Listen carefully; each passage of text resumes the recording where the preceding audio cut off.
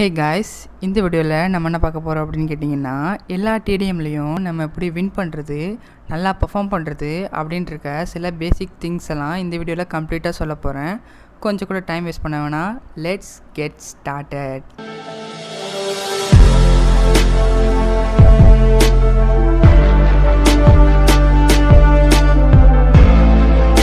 Okay, first thing என்ன அப்படின்னு கேட்டிங்கன்னா, உங்கள் மூமெண்ட் தான். உங்கள் left side of the screen பாருங்கள்.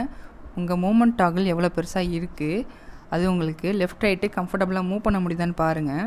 மூவ் பண்ண முடிஞ்சுன்னா இட்ஸ் பர்ஃபெக்ட். அப்படி இல்லை அப்படின்னா உங்கள் கண்ட்ரோல்ஸில் போயிட்டு உங்களுக்கு கம்ஃபர்டபுளாக இருக்கிற இடத்துல வச்சுக்கலாம். என்ன கேட்டால், உங்கள் லெஃப்ட்டு தம்பு எங்கே நேச்சுரலாக ரெஸ்ட் ஆகுதோ அங்கே வைக்க சொல்லுவேன். அதுதான் பர்ஃபெக்டாக இருக்கும். நானும் அங்கே தான் வச்சுருக்கேன். இதை நீங்கள் சின்னதாக வைக்கலாம், பெருசாக வைக்கலாம். சின்னதாக வச்சிங்கன்னா உங்களுக்கு ஸ்பீட் மூமெண்ட்டும், பெருசாக வச்சிங்கன்னா உங்களுக்கு அக்யூரேட் மூமெண்ட்டும் கிடைக்கும். என்னோடய ஜாய்ஸ்டிக் சைஸ் பார்த்திங்கன்னா நான் ஒரு 62 வரையும் வைப்பேன். அது எனக்கு பர்ஃபெக்டாக இருக்கும்.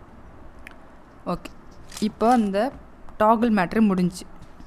இதை வந்துட்டு மூமெண்ட்டை வந்து ப்ராக்டிஸ் பண்ணணும். அதுக்கு ரைட் சைடு பார்த்திங்கன்னா உங்களுக்கு கம்பியாக இருக்கும். ஸோ இந்த இடத்துக்கு வந்துட்டு நீங்கள் லெஃப்ட் ரைட் அப்படின்னு மூவ் பண்ணலாம். Left right left right left right. So இதுதான் ஜிக்ஸாக் மூமெண்ட். இதை நீங்கள் நல்லா ப்ராக்டிஸ் பண்ணி வச்சுக்கோங்க.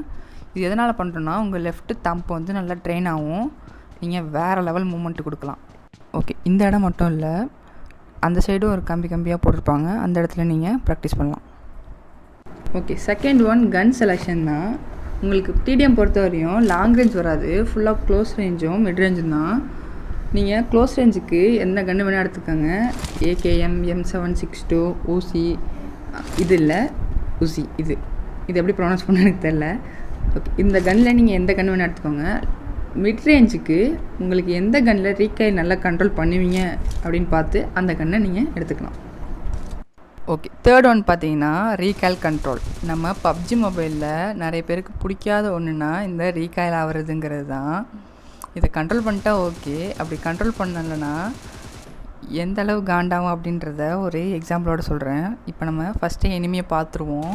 அவனை முடிச்சிடலாம் அப்படின்ட்டு ஸ்கோப் ஆன் பண்ணிட்டு ஃபயர் பண்ணுவோம். அது ரீகாயிலாகி மேலே எங்கேயோ போயிடும். எனிமி பார்த்துட்டான்னா தாஹிப்ரோ சொல்கிற மாதிரி ஹோனோ தான், அவன் ஈஸியாக அடிச்சிடுவான். இது மாதிரிலாம் ஆகக்கூடாது அப்படின்னா நீங்கள் கைரோ மாறுங்க. கைரோ உங்களுக்கு எடுத்தோன்னே செட் ஆகாது. நீங்கள் கொஞ்சமாக தான் மாறணும். நீங்கள் ரெட்மி நோட் 9 ப்ரோ வச்சுருந்தீங்கன்னா என் சென்சிட்டிவிட்டி யூஸ் பண்ணி பாருங்கள். உங்களுக்கு கண்டிப்பாக யூஸ்ஃபுல்லாக இருக்கும்னு நான் நினைக்கிறேன். அப்படி கரெக்டாக இல்லை ப்ரோ, எனக்கு ரீகாயில் இன்னும் ஆகுது அப்படின்னா நீங்கள் ஸ்லைட்டாக அட்ஜஸ்ட் பண்ணுங்கள், உங்களுக்கு பர்ஃபெக்டாக இருக்கும். ஓகே, ஃபோர்த் ஒன் என்னென்னு பார்த்தீங்கன்னா எய்ம் ட்ரான்ஸ்ஃபர். நீங்கள் ரீகாயில் கண்ட்ரோல் பண்ணிட்டீங்க அப்படின்னா உங்களுக்கு எய்ம் ட்ரான்ஸ்ஃபர் பண்ணுறது ரஸ்க்கு சாப்பிட்ற மாதிரி ஈஸியாக தான் இருக்கும். இதுக்குமே உங்களுக்கு கைரோ தான் யூஸ் ஆக போகுது. So Cairo is must. இப்போது 3 பேர் 4 பேர் அட் அ டைமில் ரஷ் பண்ணுறாங்க அப்படின்னா நீங்கள் எய்ம் ட்ரான்ஸ்ஃபர் பண்ணணும். இப்போ ஒரு எனிமியை சுடுறீங்க, அவன் டெட்னா அடுத்த எனிமிக்கு டக்குன்னு ஸ்விட்ச் பண்ணி அடிக்கிறீங்க. அவன் டெட்னா அடுத்து ஸ்விட்ச் பண்ணி அடிக்கிறீங்க. அந்த இடத்துல மூமெண்ட்டு ப்ளஸ்ஸு எய்ம் ட்ரான்ஸ்ஃபர் நின்றுச்சுன்னா அந்த இடத்துல வேறு லெவல் ஒரு கிளட்ச் நடக்கும். நீங்கள் அதை ஓப்பனாகவே பார்க்கலாம். ஃப்ரெண்ட்ஸ், இங்கே ஒரு இம்பார்ட்டண்ட்டான ஒரு டிப்பு.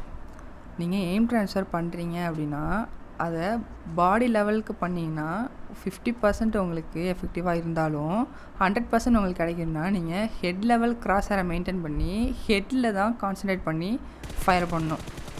இப்போது எனிமீஸ்க்கு ஒரு 2-3 ஹெட்ஸ் கனெக்ட் ஆகிடுச்சினாலே நமக்கு அங்கே அட்வான்டேஜு. அந்த கிளச்சு ஈஸியாகவே முடிஞ்சிடும். அதுதான் நான் சொல்ல வரேன். ஓகே கைஸ், ஃபிஃப்த் ஒன் என்ன அப்படின்னு பார்த்தீங்கன்னா ஜிகிலிங்னா ஒன்றும் கிடையாது. உங்கள் லெஃப்ட் மூமெண்ட் டாகிள் இருக்குல்ல, அது லெஃப்ட் ரைட்னு ஃபாஸ்ட்டாக மூவ் பண்ணணும். உங்கள் கேரக்டர் லெஃப்ட் ரைட்னு ஃபாஸ்ட்டாக மூவ் ஆகணும். இதான் ஜிகிலிங். சிம்பிளாக சொல்லப்போனால் நான் ஃபஸ்ட்டு சொன்ன மாதிரி அந்த மூமெண்ட் டாகிள் இதெல்லாம் கம்ஃபர்டபுளாக வச்சு நீங்கள் மூமெண்ட் பண்ணிங்க அப்படின்னா உங்களுக்கு ஜிகிள் பண்ணுறது ஈஸி. இந்த ஜிகிள் டிடிஎம்மில் மட்டும் கிடையாது, உங்களுக்கு கிளாசிக்லேயுமே வேறு லெவல் இம்பேக்ட் க்ரியேட் பண்ணும். க்ளோஸ் ரேஞ்சில் நீங்கள் ஜிகிள் பண்ணுறது க்ளோஸ் ரேஞ்சில் ஓப்பனில் போய் பண்ணுறதை விட கவர் வித்து ஜிகிள் பண்ணுறது பெட்டர். எப்படின்னா, ரைட் சைடு இப்போ எனிமே வரோன்னா டக்குன்னு அடிச்சுட்டு லெஃப்ட் சைடு கவர் வருவீங்க, அப்புறம் ரைட் சைடு டக்குன்னு அடிச்சுட்டு கவர் வருவீங்க. இது மாதிரி பண்ணிகிட்டு இருக்கும்போது உங்களுக்கு அந்த ஜிகிள் பர்ஃபெக்டாக இருக்கும். இதுக்கு ஃப்ளாஷ் கன் அப்படின்னு ஒரு பேரே இருக்குது. ஜிகிள் வித் க்ரௌச். ஜிகிள் வித் க்ரௌச்னால் ஒன்றும் கிடையாது.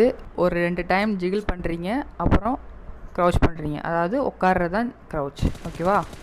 1 or 2 டைம்ஸ் ஜிகிள் பண்ணுறீங்க, உட்காடுறீங்க, ஜிகிள் பண்ணுறீங்க, உட்காடுறீங்க. இதனால் உங்கள் ஹெட்டு வந்து அப் அண்ட் டவுன் லெஃப்ட் ரைட்னு மூவ் ஆகிட்டே இருக்கும். எய்ம் அசிஸ்ட்னால் உங்கள் ஹெட்டை வந்து பிடிக்க முடியாது. எனிமியாலேயும் உங்கள் ஹெட்டை வந்து பாயிண்ட் பண்ணுறதுக்கு டஃப்பாக இருக்கும். ஸோ இது வந்து நமக்கு அட்வான்டேஜ் தான். நம்ம ஈஸியாக எனிமியை வந்து டிஃபீட் பண்ணிடலாம். இப்போ ஸ்க்ரீனை பாருங்கள். இப்போ நான் நேராக நிற்கிறேன், கிராஸர் இங்கே இருக்குது. இப்போ நான் க்ரௌச் பண்ணுறேன், கிராஸர் இறங்குது. இப்போ நிற்கிறேன், க்ரௌச் பண்ணுற, கிராஸர் இறங்குது. ஸோ இந்த மாதிரி இறங்கக்கூடாது அப்படின்னா நீங்கள் வந்து அந்த இடத்துல கைரை தான் யூஸ் பண்ணி ஆகணும். அந்த கிராஸர் இறங்கும் போது கரெக்டாக கைரோ லேயர்ஸாக அட்ஜஸ்ட் பண்ணிங்கன்னா அது வந்துட்டு கரெக்டாகவே மெயின்டைன் ஆகும். இது பெரிய பிரச்சனை இல்லை. ஓகே. டிடிஎம்மில் ஒரு டிப்பு என்ன அப்படின்னு கேட்டிங்கன்னா, உங்களுக்கு இப்போ லோ ஹெச்பி இருக்குது அப்படின்னா நீங்கள் ஜம்ப் ஷாட் ட்ரை பண்ணுவீங்க. ஜம்ப் ஷாட் ட்ரை பண்ணுறதுல என்ன பிரச்சனை அப்படின்னா, எனிமி கிராஸர்லாம் உங்கள் மேலேயே இருக்கும். ஸோ அதனால் ப்ரான் ஷாட் ட்ரை பண்ணுங்கள், உங்களுக்கு செம்ம எஃபெக்டிவாக இருக்கும். ஓகே கைஸ், மெயின் கண்டென்ட்டுக்கு வருவோம். என்னது மெயின் கண்டென்ட்டா? டேய், இவ்வளோ நேரம் பார்த்தது என்னடா அப்படின்னு கேட்டிங்கன்னா, ஜஸ்ட் வெயிட் பண்ணுங்கள், நான் சொல்கிறேன். இப்போ நான் மொத்தமாக சொல்கிறேன், அதுக்கு எல்லாமே டிக் போட்டே வாங்க. ப்ரோ நான் மூவ்மெண்ட் பண்ணுறேன் ப்ரோ, டிக்கு. கன் செலக்ட் பண்ணிட்டேன் ப்ரோ, டிக்கு. ரீகாயில்லாம் நான் கண்ட்ரோல் பண்ணுறேன் ப்ரோ, டிக்கு. எய்ம் ட்ரான்ஸ்ஃபர்லாம் எனக்கு சூப்பராகவே வருது ப்ரோ, டிக்கு. ஜிகிள் பண்ணுறேன் ப்ரோ, டிக்கு. ப்ரோ நான் ப்ரான் ஷாட்லாம் போடுறேன் ப்ரோ, வேறு லெவல் ப்ரோ, டிக்கு. மொத்தம் 6 டிக்கு நீங்கள் வாங்கிட்டீங்கன்னா கங்க்ராச்சுலேஷன்ஸ். எதுக்காக? நீங்கள் எந்த டிடிஎம் போனாலும் இனிமேல் வின் பண்ணிடலாம். வின் பண்ணுறது மட்டும் இல்லாமல் இதெல்லாம் மேஸ்டர் பண்ணிட்டீங்கன்னா நீங்கள் எல்லா மேட்சும் எம்விபியாக வரலாம். எம்விபியாக வர்றது உங்களுக்கு போர் அடிச்சிடும். That's it. இந்த வீடியோ பிடிச்சிருந்துச்சுன்னா லைக் பண்ணுங்கள், ஷேர் பண்ணுங்கள், சப்ஸ்கிரைப் பண்ணுங்கள்.